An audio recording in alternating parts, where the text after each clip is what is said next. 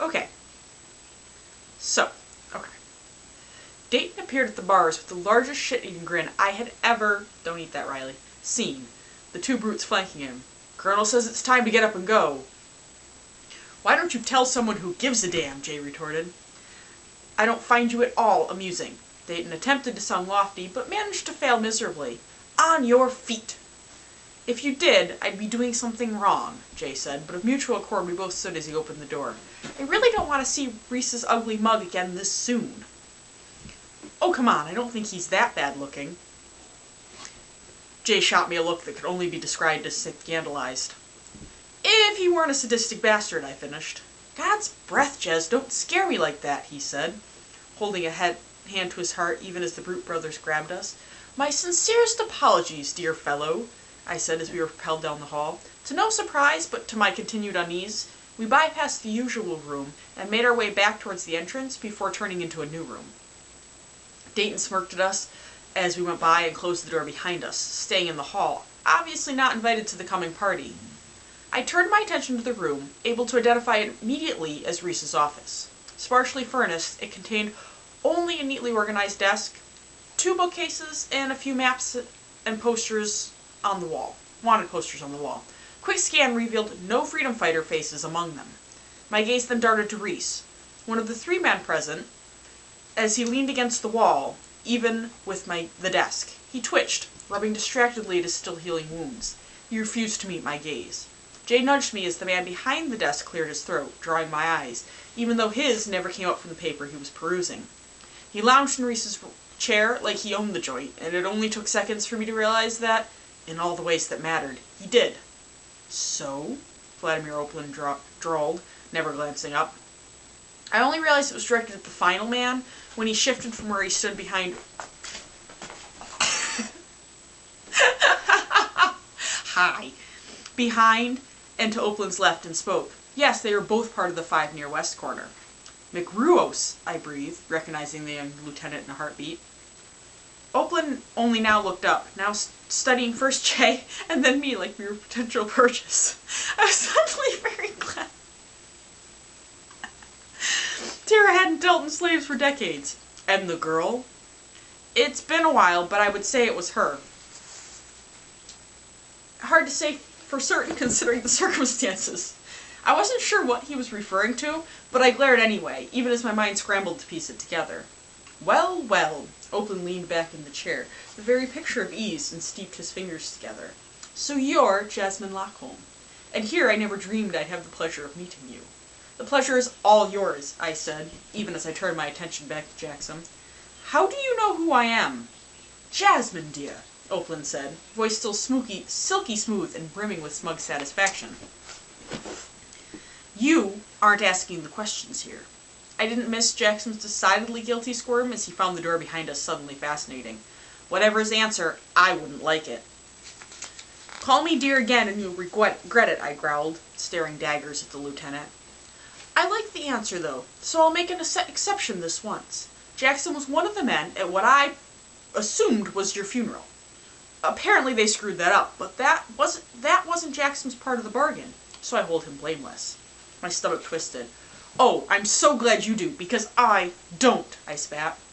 Jackson winced, and my brute tightened his grip, physically holding me back. Be a sport, my dear, Oplin said. I was rigid with anger, but despite that, a shudder crawled down my spine at his words. Careful, sir, Reese warned. Oplin raised both eyebrows, gaze raking my body again. She looks harmless to me. She can be dangerous. Yes, so you said in your report. You let a female prisoner beat you up. It just reinforces the fact that my visit is a good idea to make sure things are going as they should. I think, sir, with all due respect, you would have fared the same. Oplin's face darkened and he started to rise, but a light cough from McRuos sent him right back down again, very carefully schooling his expression back to calm. A bit of my anger faded at that. I was dealing with fire here and needed to be careful, or I doubted that Oplin would hesitate to order me executed on the spot. I told you, sir, these two are the real deal. Hear that, Jez? I think good old Trigger just paid us a real nice compliment, Jay drawled. My heart just stopped. I said dryly, unable to summon up even false enthusiasm. Oakland seemed to take Jay's speaking as a good time to change the subject. Ah, Mr. James. Actually, James is my first name, my friend replied. Just, to clear up any confusion. Then what is your last name? Oh, no. I think we're all good enough friends here to stick to first names, don't you? Flatty? Trigger? Jaxie? The various reactions were almost amusing to watch. Oakland's face twisted as he very obviously fought down a surge of anger. Reese winced, and Jackson's eyebrows shot together as he looked at me, more confused than anything. Well, very well, James, Oakland said after a significant moment. How about we chat about your history? Jay said, waving one hand at his side since his upper arms were tightly held. Nothing too interesting, really. Unlike the Colonel, I do not play games, James. Maybe, but you are a poet and didn't know it. Again, Oakland had to take obvious time to recover his temper. My anger had fled entirely as I struggled not to snicker. Trust Jay to risk it just to be clever. Now Oakland stood and made his way around the desk, leaning against it with his arms crossed. I mentally warned Jay to be careful, as he was now within easy striking range, and I doubt he'd hesitate with that either. Let me tell you something, James. Jasmine, he said, voice calm, but I could tell he was still simmering underneath. I'm not afraid of you, or your little gang of so-called freedom fighters. We have been in charge for 18 months, and already the country is at peace again. No brat of Patrick Highcastle will ever sit on Tyr's throne, you can bet on that. So how about you spare yourself some pain and agony, and just tell us what we want to know? I stared at him, mind still processing the part about the child of the last king. Did that mean he knew? Or was Rainier Highcastle still alive and being held? I kept my features neutral as I tried to figure out a way to maybe get that information out of him without him realizing it until it was too late. My turn to tell you something, Vladdy. Even if I did know something about the freedom fighters, we wouldn't tell you. Or Reese, or even Jaxie. The truth of the matter is, you don't deserve to know. You're a bastard who's overstepped, and you and your siblings will be brought down by people who actually give a damn about Tyr and its people. Plus, last we heard, you killed Prince Rainier, King Patrick's only child? 18 months ago, I said. Is there something you're not telling us?